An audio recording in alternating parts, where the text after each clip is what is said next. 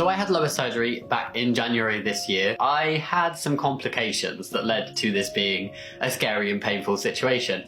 This is a popular trans YouTuber, Jamy Dodger, who has over 1 million subscribers on YouTube. Jamy nearly passed away from complications related to bottom surgery, which is surgery to approximate the appearance of male genitalia. Basically, I had an arterial bleed that required a second surgery to repair. I also had a refilling hematoma that got squeezed twice. Very, very painful thing to have done. And I've basically never been in so much pain in my life, despite having the maximum doses of painkillers that they could possibly give me. And I had to be rushed down for a second emergency exploratory surgery because I was spurting blood from my groin and they weren't sure why, and that's when they found out it was an arterial bleed. And that whole experience has made me terrified to have surgery again. I don't want to put anybody else off having lower surgery. Like, I don't want to do it because I'm so scared of having a repeat, or I'm so scared of having a panic attack, because being in the same situation like brings back all the memories of it. I mean, even now, nearly a year after all of that happened, certain places and certain smells and certain foods, there's certain things that just give me flashbacks. Despite describing PTSD flashbacks related to this surgery, Jamy still continues to seek more surgery and continues promoting these dangerous interventions to an impressionable audience on YouTube. It was a scary experience. Like, I knew about hematomas, but I didn't quite know what would happen if you got one, and I had no idea about the whole spurty arterial blood thingies. I don't know how I'm gonna cope with having it again. I really don't. Plus, I need to have each of my implants done separately. That means I need to have at least 2 more. Even though I really, desperately just want to feel complete personally in terms of my physical transition, I don't feel ready whatsoever to have surgery again. Jamy also reports on not being informed of all the possible complications that could happen from the surgery, including the reality of hematomas and an arterial bleed. And this is something that we hear over and over again from these creators, that they weren't completely informed of the consequences. Because of the experimental nature of these procedures, true informed consent is impossible in this situation. If you or your child were harmed by gender-affirming procedures, but you feel like it was your fault because you gave informed consent, just know that you are not alone. Please reach out to Transition Justice to learn more about your legal options. There has always been less focus on trans-identified females, or female transsexuals, as the group has historically been much smaller than that of trans-identified males, and therefore, so too has the demand for FTM surgeries been far less than that for MTF surgeries. The result of this lack of interest is that surgeries for gender reassignment for females are far less advanced than that for men. In recent years, there's been a rising demand for these surgeries, and while the outcomes of MTF surgeries are more well known, the reality of phalloplasties and top surgeries are even more hidden than that of vaginoplasties and breast implants. Frequently asked top surgery questions, part 2. Where did my nipples go? And no, I did not eat them. Whenever you have top surgery, you have the option to get your nipples reattached or to just get them taken off. And my first reason is, I look like fucking Aladdin now. I look like a goddamn Ken doll. Second of all, they can fall off. If they don't reattach properly, which happens sometimes, they will just fall off and then you have little burnt pepperonis on the ground. And that is fucking horrifying. They also make it take significantly longer to heal, and they make the healing process more painful. And I could not deal with that. I could not. The first FTM gender reassignment surgery was performed by Sir Harold Gillies in 1946 on another British physician, Lawrence Michael Dillon, born Laura Maud Dillon, who felt not truly a woman. From this time, very little about the surgery changed for over 40 years until the tube-within-a-tube design in the 1980s using the free radial forearm flap replaced its initial design as the surgery of choice. The ideal phalloplasty is one which meets the following requirements. It should be a one-stage procedure that can be reproduced. There should be a competent neourethra to allow for voiding while standing. There should be a return of both tactile and erogenous sensibility. There should be enough bulk to tolerate the insertion of a stiffener. The result should be aesthetically acceptable to the patient. Finally, the procedure should cause minimal scarring with no functional loss in the donor area. However, just as the vaginoplasty does not create a vagina, the phalloplasty does not create a penis. Instead, it is the creation of a rolled tube of flesh meant to mimic the penis in appearance and function. Because of the limitations of surgery to create genitals out of skin, the reality of these surgeries is a myriad of complications and an unsatisfactory replication of the male form. As noted in Phalloplasty, The Dream and the Reality, the main problems include the forearm hair causing urethral obstruction, the high number of initial urinary fistulas, the need for a stiffener or prosthesis, the residual scar on the forearm donor site, and limitation in size of the available forearm skin.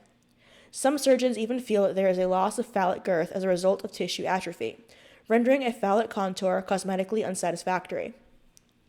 A systematic review and meta-analysis from 2022 showed the complication rate is as high as 77% for these surgeries. And if you ever look at the post-op pictures, you likely will not be convinced that it is an actual penis. One might think that in the light of these realities, most trans-identified females would avoid these surgeries. And that's true. While the majority of trans-identified males expressed interest in gender assignment surgery, with 20% having had bottom surgery and an additional 67% wanting it. Among trans-identified females, the vast majority indicated they had either undergone top surgery, 45%, or are interested in pursuing it, 51%. But only 4% of transgender-identified women had undergone bottom surgery, including phalloplasty or medioplasty, but an additional 50% expressed interest in undergoing the procedures. It appears that a greater percentage of trans-identified females only seek top surgery and social transition, which is a great contrast to the male population. One can only theorize as to why, given that this area is still in need of research, but one could extrapolate from the rise of ROGD that misogyny and discomfort with hypersexualized female form may be to blame. However, despite the many complications that accompany this research, there are still many women who go through it. One Redditor writes about her experience with urethral complications. She notes, "Long-time lurker here. I had bottom surgery, meta, in Austin with Dr. Crane and Dr. Santucci back in March. I had second stage about 3 weeks ago. Severe swelling cut off blood supply to 2 areas of the scrotum, and those areas died as a result. It's likely I'll need to have one testicular implant removed. The dead tissue will eventually fall off, leaving a hole in the scrotum. The implant will extrude through this hole. I just have to wait for that to happen, and the waiting is very hard. I'll need a third surgery to replace the implant and to correct some urethral hypopasias. The urethral opening is on the bottom, not tip of my penis, so I can't stand to pee. They thought it was a fistula, but it turned out they hadn't made the urethra long enough. Not sure why that happened. To make things a little worse, my insurance ended 3 days after surgery. It was my school insurance, and I graduated. And I will not have trans-inclusive insurance until 2 years from now when I start medical school. I know 2 years is not forever, but it feels like it right now. And really, it'll be more like 3 years, since I won't be able to have surgery during the school year and will have to wait for summer break. I guess I got lured into a false sense of security because I'm the ideal patient. I'm 22, active, low BMI, never smoked, no other medical conditions besides the whole trans thing. I knew complications were a possibility, but I didn't think they'd be this bad. Stupid, I know, or this hard emotionally. I don't know anyone else who's had bottom surgery, much less anyone who's had bottom surgery with major complications, so I haven't been able to talk to anyone. I'm looking for some support from folks who've had complications with any surgery, not necessarily bottom, if you're out there." Another testifies, Regardless of the phalloplasty technique, phalloplasty has a very high rate of complications, much higher than vaginoplasty, approaching 100% in some cases. So almost everyone's going to have a bump in the road or complication. But we can break it down into into the source of complications. So the urethral complications. So for patients who have a urethra placed in the near phallus, that complication rate is about 50%. There are some very high volume centers that have brought it down to 30%, but even some other high volume centers are still about 50%. That means 1 out of 2 folks will have some trouble in the urethra. And the trouble can be a narrowing of the size of the urethra, which is called a stricture, so you have trouble urinating and emptying your bladder. Or it can be an abnormal opening, which is a fistula, so you can spring a leak, like a watering can kind of a situation. So about a 50% overall rate of complications there. You can have flap-related complications, so the outer phallus flap itself may have some sloughing, some partial loss of tissue, depending on the series and the source of the flap. That rate can be about 5% to 10%, so 1 in 20 to 1 in 10.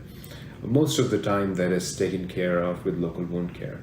And then you can have flap loss, so the blood supply to the flap completely dies, and we have complete loss of flap, and that's give or take about 3%, 1 out of 30. So uncommon, but not unheard of. And as you can imagine, I mean, that's such a devastating, I mean, it's a kick in the gut for the patient, for their families, for us too. You know, not only you lose the phallus, you lose a donor site. Obviously, you can't reuse that donor site. And yeah, it's a big setback. So thankfully, it is uncommon, but unfortunately, it's not unheard of. Another example of these complications is It's day 46 from RFF Phalloplasty. If you don't know what this is, I am transgender and I have been in transition for over 7 years. I've went through a few different surgeries, but the one recently, which I just talked about, is where they take a skin graft from your arm to create a phallus. My arm did not give me any complications. This was actually the easiest part.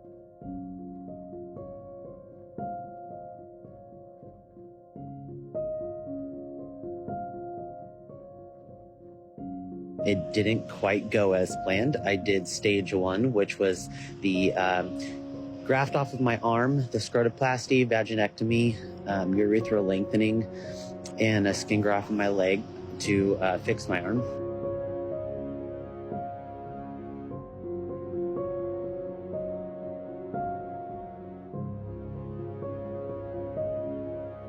Now, with the surgery, there is a lot that goes into it, a lot that, can happen, and usually ends up with risk of complications. I had multiple complications, ranging from pulmonary embolisms to a urethral infection to staph, MRSA, septic shock, and ultimately C. diff.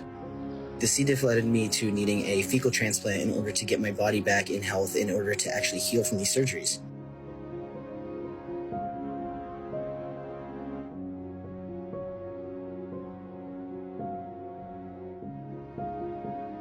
I have a bladder infection that is causing me pain, and having this suprapubic catheter in is also making me uncomfortable and causing me pain, which then caused the lightheadedness.